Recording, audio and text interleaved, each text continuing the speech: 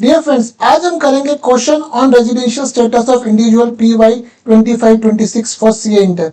ये उनके लिए एप्लीकेबल है जिनका असेसमेंट है 26-27 है, मीन्स जिनका पेपर आपका या तो सितंबर 26 में फॉल करेगा या जनवरी 27 में फॉल करेगा। CA इंटर का टेक्स्ट का पेपर उनके लिए एप्लीकेबल है। तो मेरा इस वीडियो लाने का ऑब्जेक्टिव ये है कि मैं आपको फोकसली रेजिडेंशियल स्टेटस के क्वेश्चन इंडिविजुअल के लिए समझा सकूं, and that too with some new concepts. आइए let's start. Mr. X, an Australian citizen, has been participating in IPL cricket match in India since last 10 years and has been in India for 100 days every year. In FY 25-26, he stayed in India for 130 days and earned 50 lakh in India. Determine his residential status. Friend, मेरा आपसे request है कि अगर आपको questions करने हैं या तो आपको कॉन्सेप्ट क्लियर होगा, अगर नहीं है तो मेरा वीडियो जिस रेजिडेंशियल स्टेटस का जिसका लिंक मैंने डिस्क्रिप्शन बॉक्स में शेयर कर रखा है वो आप देखिएगा, उससे आपको क्लैरिटी आएगी। यहाँ पे एक्स क्या चीज है फ्रेंड? यहाँ पे एक्स ऑस्ट्रेलियन सिटीजन है। He is not also PIO of the India. अगर कोई इंडिविजुअल नाइदर PIO और नॉट सिटीजन ऑफ इंडिया है, उसके लिए रेजिडेंशियल स्टेटस का रूल क्या है? either stay in a previous year for 182 days or more, or stay for 60 days or more. Sorry, my mistake, दोबारा रिपीट करता हूँ friend. stay in a previous year for 182 days or more, or stay in a previous year for 60 days or more, and stay in a preceding for previous year for 365 days or more. अब यहाँ पे x के लिए ये rule लगेगा। इससे हम क्या निकालेंगे? क्या वो रेजिडेंट है या नॉन रेजिडेंट है? अगर वो रेजिडेंट हो गया तो फ्रेंड्स हमको आगे और निकालना है कि वो ऑर्डिनरी है नॉट ऑर्डिनरी है। तो resident but not ordinary resident का फ्रेंड रूल क्या है कि इन दोनों में से अगर एक कंडीशन भी सेटिस्फाइड हो गई, then an individual will be a not ordinary resident. वो दो कंडीशन क्या है? He is a non resident in 9 out of past 10 preceding previous years, और stay in India for 729 days or less in past 7 preceding previous year। इन दोनों में से अगर individual ने एक कंडीशन भी सेटिस्फाई कर दी तो उसका रेजिडेंशियल स्टेटस क्या कहलाएगा? Resident but not ordinary resident. इस लॉ पॉइंट के बाद फ्रेंड्स हम आगे पढ़ते हैं एक्स का पॉइंट। एक्स इंडिया में कितने दिन रहा है? 130 डेज रहा है। इसका मतलब वो इंडिया में 130 डेज प्रीवियस ईयर में रहा है, और वो हर साल इंडिया में पिछले 4 सालों में कितने दिन इंडिया में रहा है? 400 दिन, 100 दिन, 400 दिन। इसका मतलब उसका स्टे प्रीवियस ईयर में 60 डेज से ज्यादा है, और पास प्रीसीडिंग 4 इयर्स में उसका स्टे 365 डेज से ज्यादा है। तो इस लेवल पे हम क्या बोल सकते हैं? वो क्या चीज है फ्रेंड? रेजिडेंट। अब हमें चेक करना है कि जब भी हम रेजिडेंट चेक करेंगे तो हमें चेक करना है कि वो ऑर्डिनरी है नॉट ऑर्डिनरी है। अब यहाँ पे हमने क्या देखा है कि वो पिछले 10 सालों में हर साल इंडिया में कितने दिन रह रहा है? 100 दिन। इसका मतलब पिछले 7 सालों में इंडिया में कितने दिन रहे? 700 दिन। इसका मतलब वो पिछले 7 सालों में इंडिया में 729 डेज से लेस रहा है। इसका मतलब उसका रेजिडेंशियल स्टेटस क्या हो गया? Resident but not ordinary resident. देखिए, लॉ सिंपल है, सिर्फ हमें समझ में आना चाहिए कि हमें अप्रोच कैसे करना है, अदरवाइज कोई इशू नहीं आता। आइए नेक्स्ट क्वेश्चन लेता हूँ और आपके कॉन्सेप्ट क्लियर होंगे। Mr. X is a citizen of USA, is carrying on a business there. Due to his business requirement, he has been frequently visiting India, and he has been in India for 100 days every year in last 5 years. In FY 25-26, to celebrate his father's 100th birthday, he visited Indore, his father's birthplace, and stayed with him for 75 days. Determine his residential status for PY 25-26. अब question ने चुपके से बात बोल दी कि वो अपने father के बर्थ प्लेस पे आया है। उसका फादर का बर्थ प्लेस इंदौर है, इंडिया है। इसका मतलब mister X despite being a citizen of India, he is a person of Indian origin. अब पर्सन ऑफ इंडियन ओरिजिन का रेजिडेंशियल स्टेटस का रूल क्या है? Person of Indian origin and coming on visit to India. इसमें rule 2 level पे check करते हैं। Level 1 क्या है? He stayed in India for 182 days और more in a previous year. अगर वो लेवल 1 टेस्ट चेक कर देता है तो वो क्या कहलाएगा? रेजिडेंट कहलाएगा। और उस केस में हम फर्दर चेक करेंगे नॉट ऑर्डिनरी रेजिडेंट के लिए, जो तो बेसिक कंडीशन है जो हम लोगों ने यहाँ पे पढ़ी है, जिसको मैंने क्या बोला है? बेसिक कंडीशन है। इसको हम बार बार रिपीट नहीं करेंगे। अगर वो लेवल 1 टेस्ट फेल करता है, then we check the level 2 test. Level 2 test में क्या तीनों कंडीशन अगर फुलफिल बनेगी होगी तो उसका स्टेटस क्या होगा? Not ordinary. वो क्या है? Stay in India in previous year for 120 days और मोर, and stay in India in preceding 4 previous year for 365 days or more, and total Indian income is more than 15 lakhs in a previous year, 25-26 जिस year का हम residential status work out कर रहे हैं। अब यहाँ पे मिस्टर एक्स कितने साल कितने दिन इंडिया में रहा है प्रीवियस ईयर, 25-26 में फ्रेंड 75 डेज। इसका मतलब उसने लेवल 2 टेस्ट की पहली कंडीशन फेल कर दी है। तो जब लेवल 2 टेस्ट फेल हो गया है तो लेवल 2 टेस्ट फेल होने के बाद रेजिडेंशियल स्टेटस क्या बनता है, नॉन रेजिडेंट। तो मैंने वही लिखा है, mister X is a PI of Indian origin, mister X has failed level 2 test so he is a non resident. तो आपको क्वेश्चन भी समझ में आया होगा। आइए नेक्स्ट लेते हैं friend. Mr. X, citizen of Kenya, came to India on 1/5/23 to pursue his higher education in India. On completion of said education, he got job in MNC on 1/5/25. He was sent to Bangladesh for 1 year and he left India on 30/6/25. Determine his residential status for FY 25-26. अब friend यहाँ पे x जो है citizen of Kenya है। हमने एक provision पढ़ा हुआ है कि अगर if you left India for the purpose of employment तो आपका रेजिडेंशियल स्टेटस कब कहलाता है, 182 डेज और more you stay in India. But वो एप्लीकेबल कब है, when you should be a citizen of India. यहाँ पे x is a citizen of Kenya है तो उनके लिए वो वाला प्रोविजन एप्लीकेबल नहीं होगा। तो अगर residential status neither citizen nor pi of India के लिए, वही चीजें जो फ्रेंड हमने ऊपर पढ़ी थी। अब इस कॉन्टेक्स्ट में हम एक्स का स्टे चेक करते हैं। एक्स इंडिया में कितने दिन रहा है प्रीवियस ईयर में, फॉर मोर देन 60 डेज। कैसे फ्रेंड, हम अगर चेक करते हैं तो इंडिया में कितने दिन रहा है, 1/4/25 से लेके 30/6/25 तक रहा है। इट्स लगभग 90 डेज, तो 60 दिन इंडिया से ऊपर रहा है। और 365 दिन और मोर वो पिछले 4 सालों में रहा है। 1/5/23 से लेके 31 मार्च 25 तक वो फ्रेंड इंडिया में रहा है। इसका मतलब ये टोटल पीरियड 365 डेज से मोर हो गया। इसके बेसिस पे वो क्या कहलाएगा, रेजिडेंट। बट हमें यही नहीं रुकना, हमें चेक करना है कि वो ऑर्डिनरी है नॉट ऑर्डिनरी है। अब वो पिछले 7 सालों में इंडिया में 729 डेज से लेस रहा है, क्योंकि वो इंडिया में कितने दिन रहा है, 1/5/23 से लेके 31 मार्च 25 तक, क्योंकि पिछले 7 साल देखने इट्स टोटल एग्रीगेट। अगर हम चेक करते हैं फ्रेंड 1/5/23 से लेके अगर आप चेक करेंगे 31/3/25, तो ये लगभग कितने हो रहे हैं, देखिए 2 साल से 30 दिन कम हो रहे हैं। 2 साल चेक करते हैं तो 365 हम चेक करेंगे, 0 7 0 6 6 12 3 730, इसमें 30 दिन लेस करेंगे तो लगभग 700 दिन हो रहे हैं। एग्जैक्ट भी निकाल सकते हैं।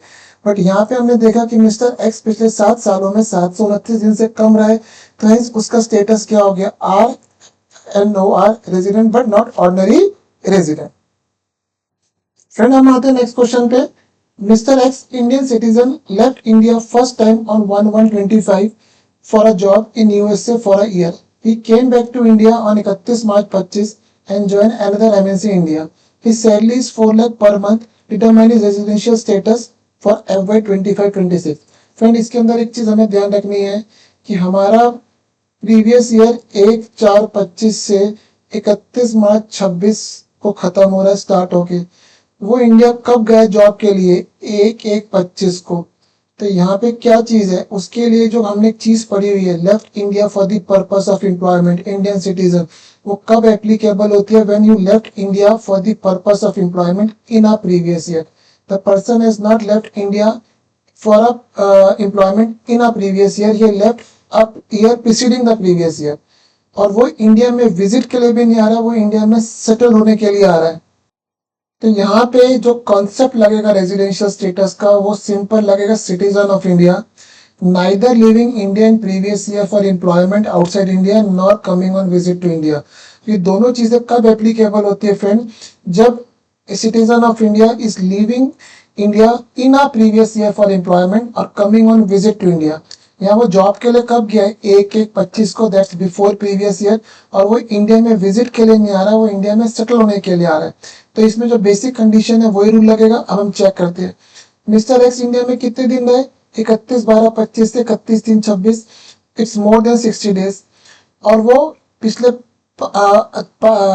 4 सालों में, क्योंकि वो फर्स्ट टाइम इंडिया को कब छोड़ के जा रहे हैं, 1/1/25 को, इसका मतलब वो इंडिया में 4 सालों में 365 दिन इंडिया में थे। इसका मतलब पहली कंडीशन हम बोले तो रेजिडेंट हो रहे। अब हम चेक करते हैं, पिछले 7 सालों में उनका स्टे मोर देन 729 डेज था, because he never went abroad before 1 25, वो पिछले 10 सालों में 2 साल रेजिडेंट थे। इसका मतलब जो नॉट ऑर्डिनरी रेजिडेंट की बेसिक कंडीशन है, दोनों उसने ब्रीच कर दी, तो हेंस वो क्या कहलाएगा फ्रेंड, वो यहाँ पे कहलाएगा रेजिडेंट एंड ऑर्डिनरी रेजिडेंट। तो उसका रेजिडेंशियल स्टेटस क्या हो गया, रेजिडेंट एंड ऑर्डिनरी रेजिडेंट। तो वो आपको कॉन्सेप्ट समझ में आ रहा होगा। आइए आगे बढ़ते हैं। Mr. X, an Indian citizen, is working in IT MNC since past years in India. On 1/7/25, he was sent on foreign project and came back to India on 1/3/26. His salary is 2 lakh rupees per month, determined residential status. अब now is an Indian citizen leaving India for the purpose of employment in a previous year. Hence residential status का क्या rule लगेगा, stay in India in previous year for 182 days or more, और resident but not ordinary resident के लिए friend क्या rule लगेगा, ये जो बेसिक कंडीशन हमने पढ़ी हुई है। इसके पॉइंट ऑफ व्यू के बाद हम पढ़ते हैं, एक निकालते हैं एक्स का रेजिडेंशियल स्टेटस। एक्स इंडिया में कितने दिन था फ्रेंड, यहाँ पे 1/7/25 को ही वो Saint on a foreign project. Mister x left India employment outside India in previous year 25-26। He stay in India for less than 182 days. कैसे, 1/4/25 से 1/7/25, फिर 1 मार्च से लेके 31 मार्च। अगर हम ब्रॉडली भी चेक करें फ्रेंड, ये 90 दिन हो गए और 31 दिन हो गए, 121 दिन हो गए। इसका मतलब जो एक्स है वो इंडिया में 182 दिन 182 डेज से कम रहा है। In that scenario, we need not check any other point. We simply say his residential status is a non-resident. तो क्वेश्चन आपको समझ में आ रहे होंगे। आइए आगे बढ़ते हैं। Mr. X, citizen of USA, pursued his higher education in India since 1/4/22. His study completed on 31 March 25. On 1/4/25, he visited holy city of Mathura, his mother birthplace, to seek blessings. He got employment in MNC on 1/15/25 and he was sent on foreign project. He left India on 30/6/25, came back on 1/3/26. He had a capital gain of 60 lakhs on transaction with shares of Indian company. Determine his residential status for FY 25-26. A friend is citizen of USA. He is living India for the purpose of employment, तो उसको beneficial provision नहीं मिलेगा। इस case में हम यहाँ पे क्या बोले, चीज मैं मिस कर गया था, सिटीजन ऑफ इंडिया है बट उसकी मदर का बर्थ प्लेस मथुरा इंडिया में है। हेंस हम उसका जो रेजिडेंशियल स्टेटस चेक करेंगे वो कैसे करेंगे, पीआई ऑफ इंडिया। तो पीआई ऑफ इंडिया यहाँ पे हम चेक करेंगे उसका रेजिडेंशियल स्टेटस। अब फ्रेंड यहाँ पे एक चीज समझिएगा आप, वो जॉब के लिए कब गया था, 30/6/25 को, और 1/3/26 को वो वापस आ गया है। 1/3/26 को वो विजिट करने नहीं आया, he has come back to India. There is a difference between a thing which is called visit and coming back. Visit का मतलब क्या होता है, विजिट का मतलब कहां से राइज हुआ, विजिटर से। आप आ रहे हो और वापस जाने के लिए। यहाँ क्वेश्चन कह रहा है वापस आ गया 1/3/26 को, मीन्स अब वो विजिटर नहीं आया है। इन दैट सिनेरियो उसके लिए जो हम रेजिडेंशियल स्टेटस का रूल चेक करेंगे वो क्या करेंगे, पीआई ऑफ इंडिया का simple, stay in India for 182 days और मोर, और 60 + 365, और रेजिडेंट RNOR के लिए बेसिक कंडीशन। इस लॉ पॉइंट के बाद हम पढ़ते हैं कि उसका रेजिडेंशियल स्टेटस क्या है। Mister X is a PIO, हमने डिटरमाइन कर लिया। X stay in India in previous year 25-26 for more than 60 days. क्यों, क्योंकि वो उसे जॉब के लिए कब गया, 30/6/25 हो गया है। इसका मतलब 1/4/25 से लेके 30/6/25 लगभग 19 दिन वो कहाँ पे रहा है फ्रेंड, इंडिया में रहा है। 60 दिन इंडिया में रहा है। उससे पहले 4 साल वो 4 साल इंडिया में कितने दिन रहा है, 365 दिन, क्योंकि वो इंडिया में कब तक है, 1/4/22 से लेके फ्रेंड 31/3/25 तक। अगर हम बात करते हैं तो ये 365 इंटू 3 हो रहा है, तो 365 दिन से ज्यादा हो रहे हैं। तो पहले कंडीशन के बाद हमने बोल दिया वो क्या चीज है फ्रेंड, रेजिडेंट है। अब हमें चेक करना है RNOR की कंडीशन, क्या वो दोनों में से कोई कंडीशन चेक कर रहा है या दोनों ही ब्रीच कर रहा है। वो पिछले 9 सालों में, पिछले 10 सालों में फ्रेंड वो 2 साल रेजिडेंट था। इसका मतलब हम कह सकते हैं 22-23 में वो रेजिडेंट था, 182 दिन से ज्यादा रहा है, और 23-24 में वो रेजिडेंट था, 23-24-25 में वो रेजिडेंट था। इसका मतलब वो पिछले 3 सालों में रेजिडेंट था। इसका मतलब पिछले 10 सालों में वो 9 साल नॉन रेजिडेंट नहीं था। तो हमारी ये वाली कंडीशन उसने ब्रीच कर दी। उसका स्टे पिछले 7 सालों में इंडिया में 729 दिन से ज्यादा है, ये कंडीशन ने ब्रीच कर दी। उसने दोनों कंडीशन ब्रीच कर दी। In that scenario his residential status will be resident and the ordinary resident. आइए फ्रेंड आगे लेते हैं क्वेश्चन।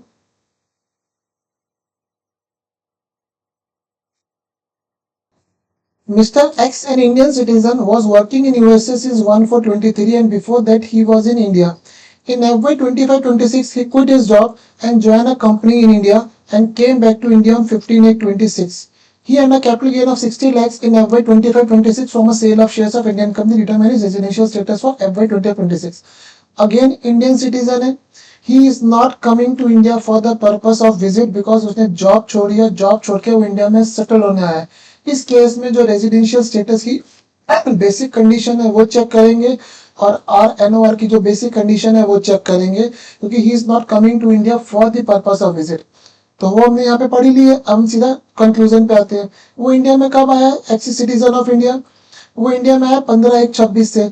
इसका मतलब प्रीवियस ईयर 25-26 में वो कितने दिन रहा है? 15/1/26 से लेके फ्रेंड कितने दिन रहा है? 31/3/26. It's more than 60 days. तो 25-26 में 60 डेज से मोर रहा है. His stay in past 4 years in India was more than 65 days. Because हमें चेक कैसे करना है फ्रेंड? हम रेजिडेंशियल स्टेटस निकाल ले 25-26 का, तो हमें 4 साल कौन से देखने हैं? 24-25, 23-24, 22-23 और 21-22. वो इंडिया छोड़ के कब गया था? 1/4/23 को. इसका मतलब वो दोनों साल में क्या था फ्रेंड? इंडिया में था. इसका मतलब उसका ये वाली चीज जो हमें पहले चेक करनी है 60 डेज इन प्रीवियस ईयर और पास्ट 4 सालों में 365 डेज, वो कंडीशन सेटिस्फाइड हो रही है. इसका मतलब सेकंड के बेसिस पे वो क्या बन गया? रेजिडेंट. अब हमें चेक क्या करना है फ्रेंड? RNO की बेसिक कंडीशन. वो इससे अब वो इससे पहले पूरे इंडिया में था फ्रेंड. इसका मतलब वो पिछले 10 सालों में 2 साल से ज्यादा रेजिडेंट था. इस कंडीशन का ब्रीच हो गया. पिछले 7 सालों में उसका स्टे इंडिया में 729 दिन से ज्यादा था.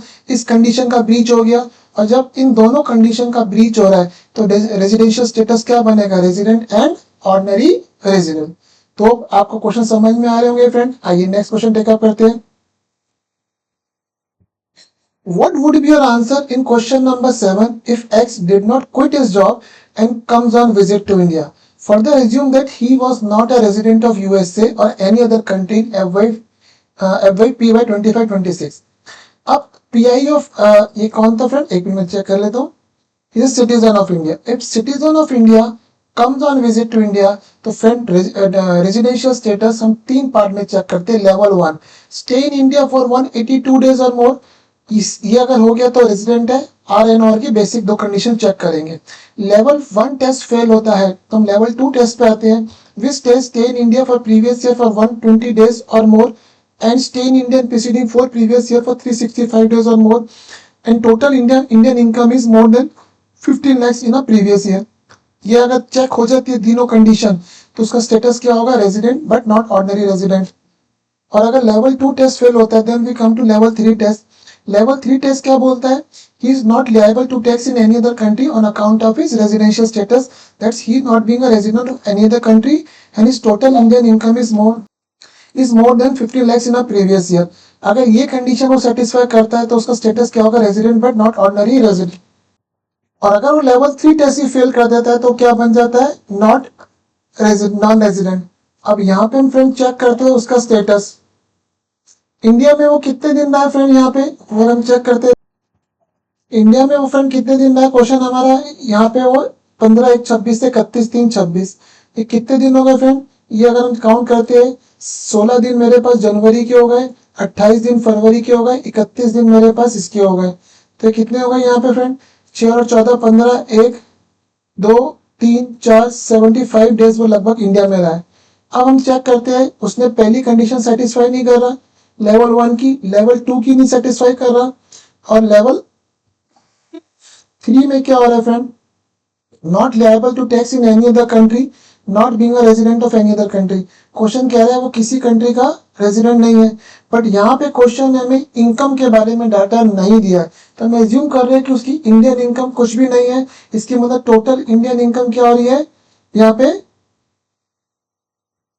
0 गिवन है. तो यहाँ पे जो उसका स्टेटस बनेगा फ्रेंड, यहाँ पे उसका स्टेटस, एक मिनट रुकिए फ्रेंड, मेरी मिस्टेक तो नहीं है, नहीं सॉरी माय मिस्टेक. ऊपर क्वेश्चन में दे रखा है यहाँ पे उसकी 16 लाख की इनकम है. तो फ्रेंड उसने ये कंडीशन सेटिस्फाई कर दी है, not liable to tax. Question कह रहा है कि he is not a resident of any other country, that means he is not liable to tax in any other country by virtue of the residential status. और उसकी total Indian income कितनी हुई है, 15 लाख से ज्यादा। और ये क्वेश्चन बोला है उसने 16 लाख रुपए कैपिटल गेन से कमाए from sale of shares of Indian company. और इंडियन कंपनी के शेयर्स हम बेचते हैं, it's Indian deem to acquire in India, वो इंडियन इनकम का पार्ट है। तो फ्रेंड ये लेवल 3 टेस्ट को सेटिस्फाई कर रहा है, इसका मतलब उसका रेजिडेंशियल स्टेटस क्या हो गया, resident but not ordinary resident. आइए फिर नेक्स्ट क्वेश्चन पे आते हैं। Mister X is a citizen of India, is carrying on a business outside India since 1422. Before that, he was in India. He comes on visit to India on 1325 and left India on 25 September 25. Determine his residential status. अब friend इस question में आप देखिए point क्या आ रहा है, mister X is not coming to India for the purpose of visit in a previous year 25-26, वो 1 मार्च 25 को आया है। इसका मतलब उसके लिए जो विजिट वाले स्पेशल प्रोविजन है 182 डेज वो एप्लीकेबल नहीं होंगे, नॉर्मल प्रोविजन एप्लीकेबल होगा। Citizen of India not coming to India for a visit in a previous year, that's an important point. अब वो इंडिया कितने दिन रहा है फ्रेंड, वो इंडिया रहा है 1/4/25 से लेके 25/9/25 तक इंडिया में रहा है। It's more than 60 days, it's coming to be 178 days and stay for 365 days in past preceding 4 years, क्योंकि वो 31/3/1/4/22 से वो यूएसए में जॉब बिजनेस कर रहा है, उससे पहले इंडिया में था। इसका मतलब 21-22 में वो 365 दिन इंडिया में था। हमें 4 साल कौन से लेने हैं, हम 25-26 का निकाल रहे हैं, तो हमारे पास कौन सा हो गया, 24-25 हो गया दोस्त, 23-24 हो गया, 22-23 हो गया और 21-22 हो गया। वो 21-22 में पूरे साल इंडिया में था, क्योंकि उसने 1/4/22 से काम शुरू करा यूएसए में। इसका मतलब 4 सालों में वो इंडिया में 365 दिन था। तो जो दूसरी कंडीशन है वो सेटिस्फाई कर रहा है, वो रेजिडेंट है। अब हम चेक करते हैं क्या वो पिछले 7 सालों में 729 डेज था। यस, क्योंकि वो 3 साल छोड़ दे तो उससे पहले वो इंडिया में था, तो पिछले 7 सालों में वो 729 दिन से ज्यादा इंडिया में था। और वो 10 सालों में 2 साल रेजिडेंट था। हेंस वो जो है ये दोनों कंडीशन ब्रीच कर रहा है, तो उसका रेजिडेंशियल स्टेटस फ्रेंड क्या बनेगा, रेजिडेंट एंड ऑर्डिनरी रेजिडेंट। तो आपको यही ध्यान रखना है फ्रेंड्स क्वेश्चन में कि वो कब आ रहा है कब जा रहा है, dates is important, keeping you the previous year, किस प्रीवियस ईयर का रेजिडेंशियल स्टेटस वर्कआउट कर रहे हैं फ्रेंड। आइए क्वेश्चन लेते हैं। Mister X a person of Indian origin was staying in India for past 4 years. He got a job in India in MNC on 1525. He was transferred to England and left India on 30/6/25. He comes to visit on India on 1/2/26 for 3 months. Determine his residential status. Now it's a person of Indian origin. He is coming to India for the purpose of visit. उस case में residential status कैसे निकालते हैं, अगर आपका India में stay 182 days और मोर ज्यादा है। अब उसका और RNOR के लिए बेसिक कंडीशन। अब यहाँ पे एक्स इंडिया में कितने दिन रहा है फ्रेंड, 1/4/25 से 30/6/25, ये लगभग 90 दिन पर ले लेते हैं। और 1/2/25 से लेके 1/2/26 से लेके 31/3/26 या 50-60 दिन पकड़ लीजिए, तो टोटल कितना हो गया 150 डेज। इसका मतलब वो इंडिया में 182 डेज से कम रहा है, तो उसका रेजिडेंशियल स्टेटस क्या हो गया, सिंपल नॉन रेजिडेंट। तो फ्रेंड मैंने आपके सामने 10 क्वेश्चन टेकअप करे थे, मैं इसमें डिफरेंट वैरायटी लेके आया था। होप कि आपको सारे कॉन्सेप्ट रेजिडेंशियल स्टेटस के क्लियर हुए होंगे। Sincere request, please do subscribe my channel. Thank you.